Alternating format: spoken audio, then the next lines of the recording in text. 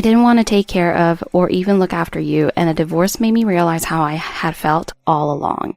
I was shocked, and I was surprised to learn Ken's true feelings, but there was a part of me that remained calm.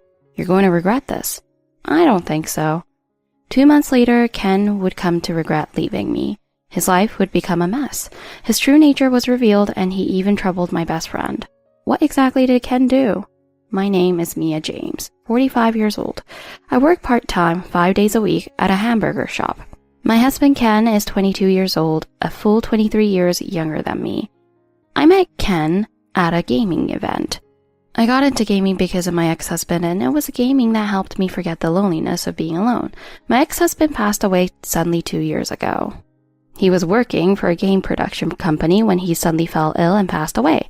We had to say goodbye just 1 week after he was taken to the hospital. I lost all my energy, and for a while I couldn't even eat. I caused a lot of trouble for my parents.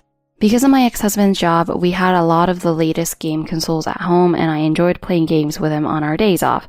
At first, I wasn't interested in games, and even as a child, I didn't play them as much as my classmates. But thanks to my ex-husband, I became a game lover. My parents were surprised. My ex-husband and I didn't have any children. I went alone to the gaming event where I met Ken.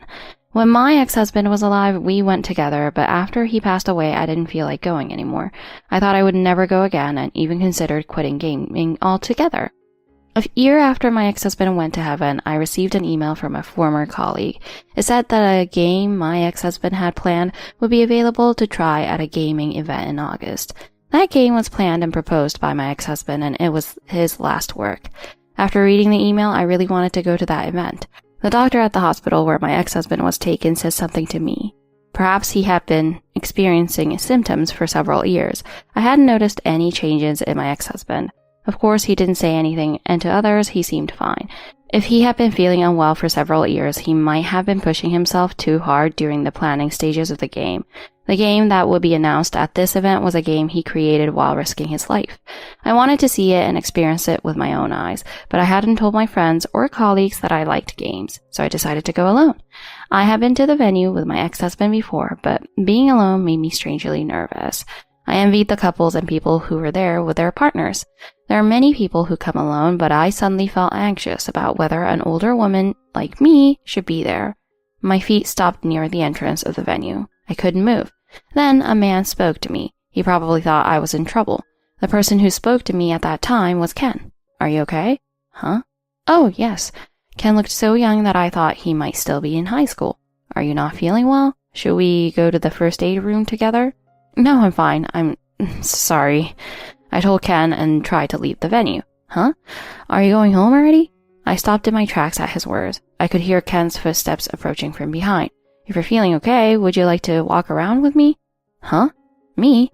I accidentally raised my voice. Oh, were you waiting for someone? No, I came alone. Ken blushed. This is my first time at an event like this. I was supposed to come with a friend, but he suddenly got a fever and couldn't make it. Oh, is that so?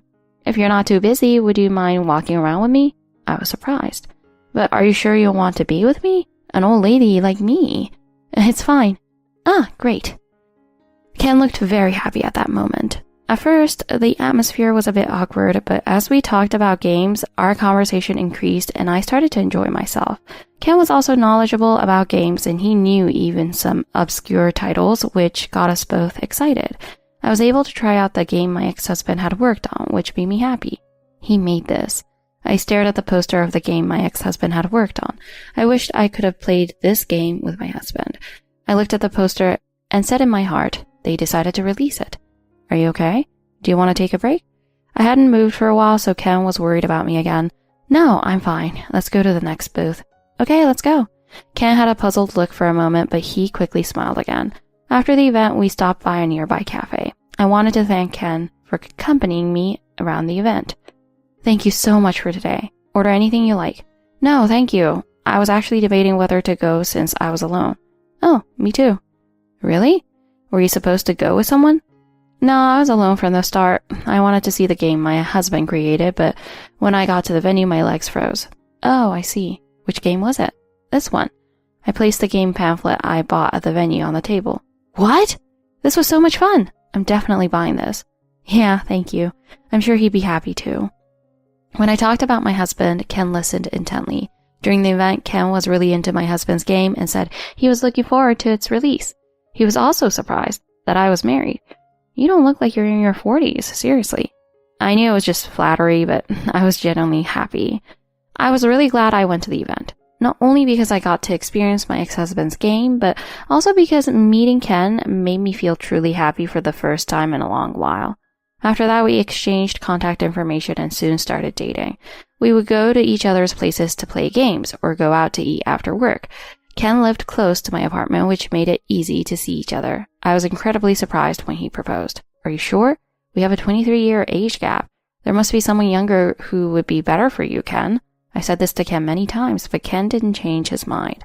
Age doesn't matter. I want to be with you, Mia. You've been married before. That doesn't matter either. I don't care about that. Even though he said that, I felt bad for Ken's parents. I thought they would definitely oppose it. I couldn't imagine them agreeing to him marrying someone 23 years older who had been married before when he was only 22. Although I hate to admit it, if it were them, I would tell him to stop. However, as we dated, I learned that Ken's parents divorced when he was young. He, along with his younger brother, who is 5 years younger, was raised by his mother. To support his family, he started working right after graduating high school. Ken worked hard for his mother and brother, but suddenly his mother took all the money he earned and disappeared with his brother. He said he didn't know his father's face and that he was practically estranged from his mother and brother. Ken's expression wasn't particularly sad. Because of these circumstances, Ken was estranged from his family. He apparently had almost no interaction with his relatives either. Ken said he didn't need his parents' approval, so the two of us went to greet my parents. As expected, they were against it. It will never work. Why would you say that? You don't know that. Yes, we do. It would be fine if you were just friends, but living together. Ken barely spoke to my parents during this time. We left my parents' house quickly. It didn't go well, did it? I guess someone like me isn't reliable. Instead of being down, Ken was smiling. Well, I kind of expected that. I'm sorry, Ken. I didn't mean to make you feel bad. I'm fine. Even so, I was happy about Ken's feelings, so I didn't mind even if my parents were against it. You don't have to worry about my parents. Let's get married. Really? I'm so happy. And so I remarried Ken. We didn't have a wedding ceremony, but took a week-long trip to celebrate quietly. We were so happy every day that we didn't even notice the age gap. However, a year after we got married, hey, are you going to be late again today? Probably. Text me if you don't need dinner. Okay. Ken gave a curt reply and left the house. Ken's attitude had changed recently. At first, I thought something might have happened at work, so even though he was acting cold, I didn't let it bother me and acted normally. But Ken's attitude didn't change, no matter how many days passed. He was always on his phone during meals and we barely talked. When I invited him to play games, he increasingly refused, and he would lock himself in his room to play games alone. Also, we stopped eating dinner together on weekdays. I would make dinner and wait for him, but many times Ken would come home and say he ate out. On weekends, he was often out, and he wouldn't tell me where he was going or when he would be back. Even if I texted him while he was out, he wouldn't even read my messages. At first, I was worried about that. I wondered if he had gotten into an accident. He started coming home later and later, often past midnight. You should be worried. Just a word would be enough. Oh, what a pain. It shouldn't matter what I'm doing. That day, Ken went to his room and didn't come out until the next morning. Ken was clearly avoiding me. Also, Ken started to get angry over little things. Curry again? Sorry, there was still some left. The reason there was leftover curry was because Ken didn't let me know he didn't need dinner, so it ended up being too much. When I said that, Ken got angry. I can't help it. I was busy and couldn't text. I know, but I'm just unsure how much food to prepare. How should I know? On days when I didn't make dinner or made very little, Ken would come home early.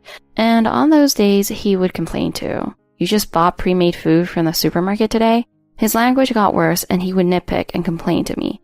Then one day, I had dinner with Ken for the first time in a while. Is this all the food we have? Oh, sorry.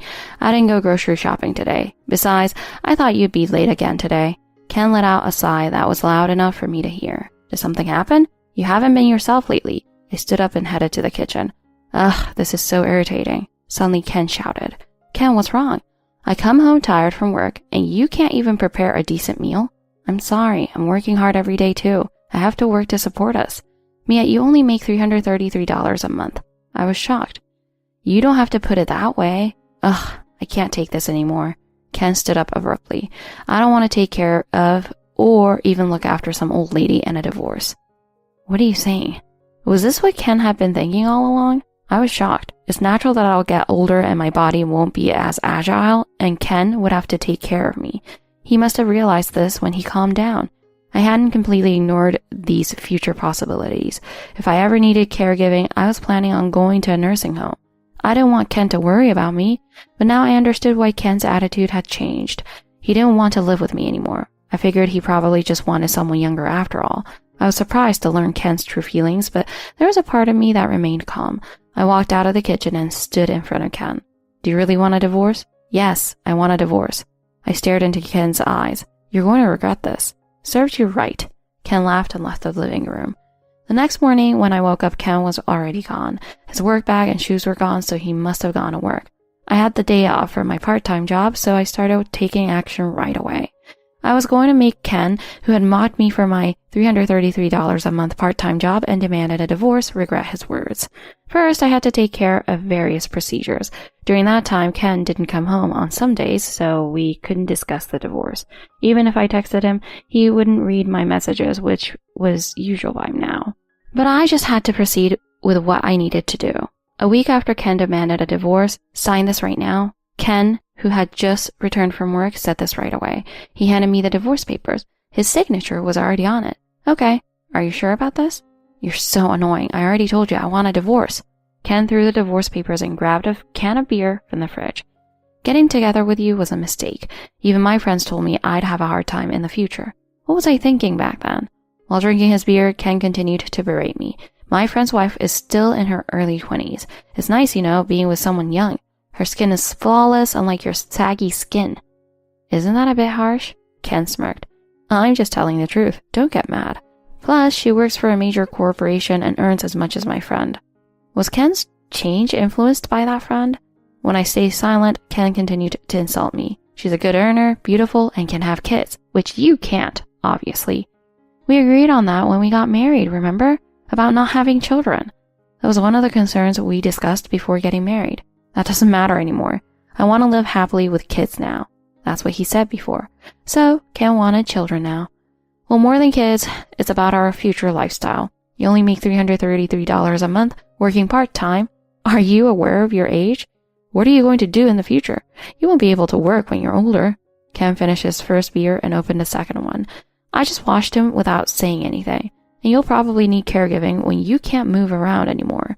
I'll be busy with work and taking care of you, and I won't have any time to have fun. I definitely don't want that kind of life. Ken slammed the can on the table after finishing his second beer. I'm still 22. I have a future. I want to do so many things. I don't want to spend my 20s and 30s taking care of an old person. I understand. I'll sign the divorce papers. When I said that, Ken went to his room without a word. In the quiet living room, I signed the divorce papers. I stared at Ken's signature that was already there.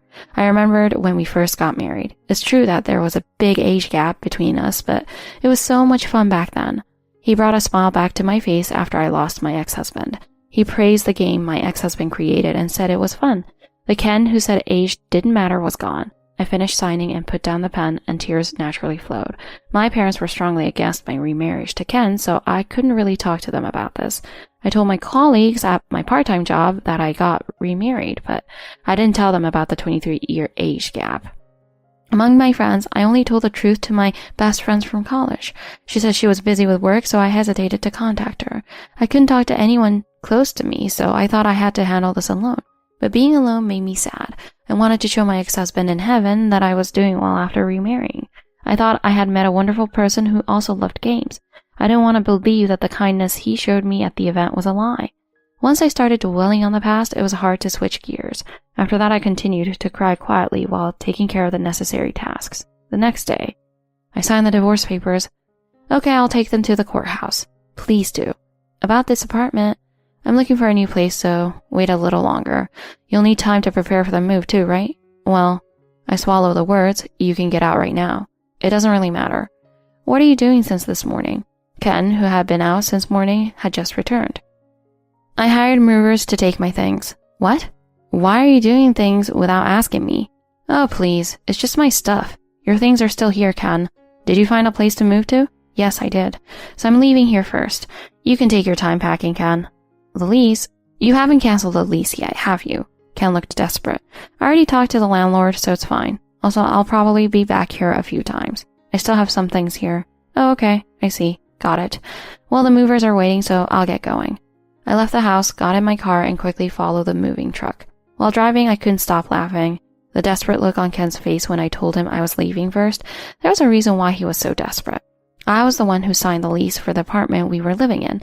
Of course, Ken agreed to it when we signed the lease. When we were looking for a place after getting married, I told him I would sign the lease and pay the expenses. I was older and had more savings, so I thought it was natural. But Ken looked apologetic.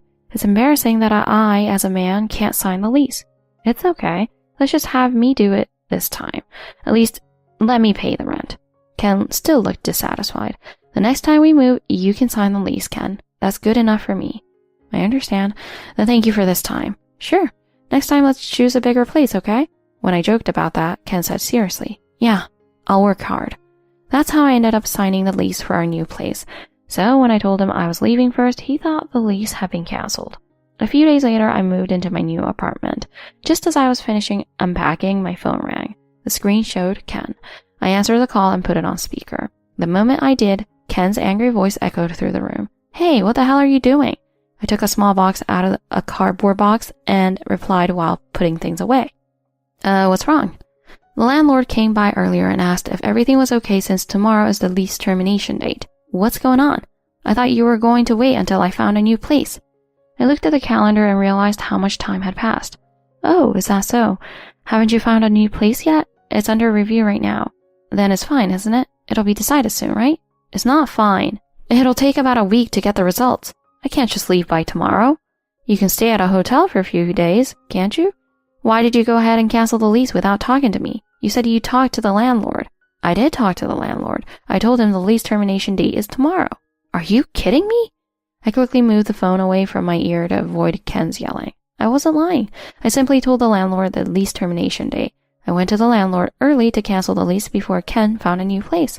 If Ken had found a place before me, I had another plan in mind. For example, I would pretend to help him pack, but fill the boxes with things like hand cream or purposely pack things he was planning to throw away.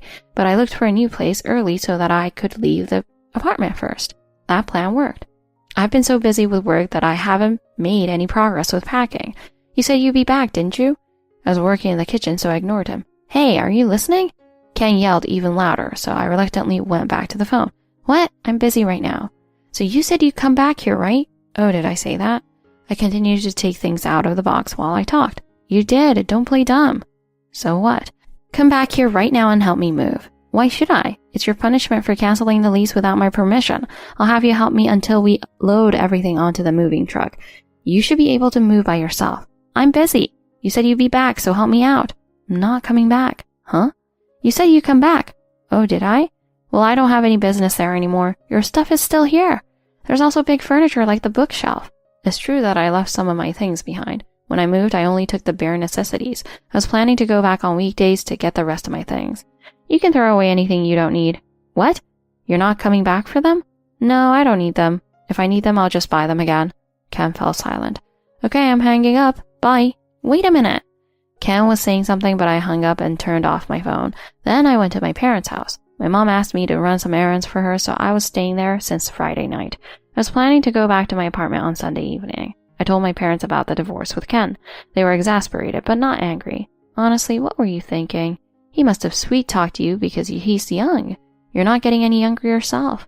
I know. I won't do that again. My parents didn't ask for details about the reason for the divorce. I also didn't want to worry them and wanted to resolve everything on my own until the end. Mia, your phone's ringing. My mom told me about the call while I was changing a light bulb in the entrance. My dad hurt his back, so I came to help my mom with things around the house that she couldn't do alone. I hurried back to the living room when I heard my mom's voice. Oh, you're right, it's ringing. I wonder if this is the last time. Why are you grinning? Do you have a new boyfriend or something? No way. It's a call from the kid. The kid? Who's that? Ken. Hello? I pressed the call button. Hey, what the hell did you do? It's been a while. How are you? I tried to sound cheerful. How am I? I'm not fine. I've been put on house arrest by my company. I don't get it. You did something unnecessary, didn't you? Everything was going according to my plan. The reason Ken was placed on house arrest was that I had reported him to his company. After marrying me, Ken changed jobs. He apparently always wanted to quit the company he worked at since graduating high school.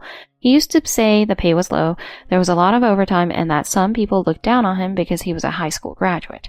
So, I introduced him to a certain company. That company was introduced to me by my best friend from college. I had heard that they were looking for employees before, so I contacted her. My best friend's name is Irene Smith. She's the president of the company I introduced to Ken. She has said in college that she wanted to start her own company and she had achieved her dream. She's someone I admire and the only friend I can truly trust. The company went through various hardships before becoming stable, and I heard a lot about those struggles. I initially planned to keep this a secret from Irene and take action on my own to avoid causing her trouble. But I wanted to know about Ken's work attitude, so I casually asked Irene about it. I knew she was busy, so I couldn't pester her too much, but she got back to me quickly. Irene wanted to talk to me in person. I hate to tell you this, Mia, but there's something I'm concerned about regarding him. I was surprised by her unexpected words. What happened? Tell me. According to Irene, Ken had been frequently late or absent without notice, and even after being warned by his superiors, he didn't improve. He had also lost the trust of his colleagues. What? Ken was absent without notice? He was supposed to be going to work every day. What on earth had he been doing? Irene then told me that there were suspicions about Ken. It's still under investigation, so I can't say anything for sure. She hesitated many times. Please tell me. I won't tell anyone. Actually, I'm investigating Ken. What? Investigating? What do you mean? Actually, I'm about to get a divorce from Ken. I told Irene everything about Ken. I also honestly told her that I wanted to get back at him by finding his weakness. Irene, after hearing that, told me about these suspicions against Ken. So I asked Irene to thoroughly investigate Ken, to make it so that he can't stay at the company. I said this to my mother, who was nearby, after switching the phone to speaker mode. My mother reacted immediately to my words, her eyes widening. She was about to say something, but I put my index finger to my lips, signaling her to listen quietly. What the hell did you do? If I get fired, my life will be ruined. Oh, if you say so. I had my life ruined by you too, though. You just ended up alone again, that's all. I was hurt too. I thought I could be happy with you, Ken. Whatever. My life is about to end. I'm still young. You're still young, so it's fine. By the way, Ken, where are you now? Did you find a new place? I did. I've been so busy that I haven't even finished unpacking, and now this happens. The company hasn't explained anything to me. Well, since you're on house arrest, you can take your time unpacking, can't you? Shut up. My mother was shocked by Ken's outburst. I put my hands together and apologized to my mother with my eyes. Besides, being on house arrest is your own fault. Even if I hadn't asked Irene, I think the result would have been the same. It was you, after all. Who knows? If you weren't friends with that female president. If I weren't friends with her, you mean your embezzlement wouldn't have been discovered? Is that what you want to say? Oh, that's not true. Ken couldn't say anything back. My mother, who was next to me, was surprised again. Irene told me that Ken might be taking company products. 3 months ago, a supervisor reported that the inventory was decreasing. After checking security cameras and getting statements from employees, they suspected it might be Ken. If Ken was the culprit, he would definitely be fired. However, it wasn't conclusive yet, so they put him on house arrest for the time being. I can't believe he would do something like that. I hope it's a misunderstanding. I'm sorry, Mia, for having to tell you this. She repeatedly said that she didn't want to believe Ken was the culprit. I told Irene about Ken's true colors in detail over the phone. Irene was really worried about you, I said to Ken, who was silent on the other end of the phone. She said he was a really good kid, a serious kid. She probably felt bad for me too, but I told her about your true nature. True nature? Wait a minute, let me play something for you. I moved away from the phone for a moment and took something out of a drawer. Irene didn't seem to know about this yet, so I decided to tell her. I pressed the play button on the voice recorder I was holding. You only make $333 a month. I don't want to take care of or even look after some old lady and a divorce. You'll probably need caregiving when you can't move around anymore. I'll be busy with work and taking care of you, and I won't have any time to have fun. I definitely don't want that kind of life. I don't want to spend my 20s and 30s taking care of an old person. Ken's abusive words echoed from the voice recorder. Of course, my mother heard it too. At first, she looked surprised, but gradually her expression turned sad. Hey, you! Were you recording this? Yes, I thought it might come in handy someday. I had been troubled by Ken's abusive language even before he demanded a divorce, so I secretly recorded it on a voice recorder. I always kept it in my pocket so I could record at any time. I played this audio for Irene. I told her that Ken's attitude had changed, that he tried to sell the game my ex-husband created, and of course, that he was obsessed with a flea market app. After hearing all this, Irene instructed her subordinates to thoroughly investigate Ken. I felt bad for Irene. How much does she know about the company? Ken asked in a low voice. 3 things. You'll find out soon enough anyway. Okay, is that all? I'm busy, so I'm going to hang up. Wait a minute. Just as I was about to reach for my phone, my mother quickly grabbed it. Hello, this is Mia's mother. Thank you for everything, I guess. But please don't contact my daughter again. Huh? What the? Are you at your parents' place?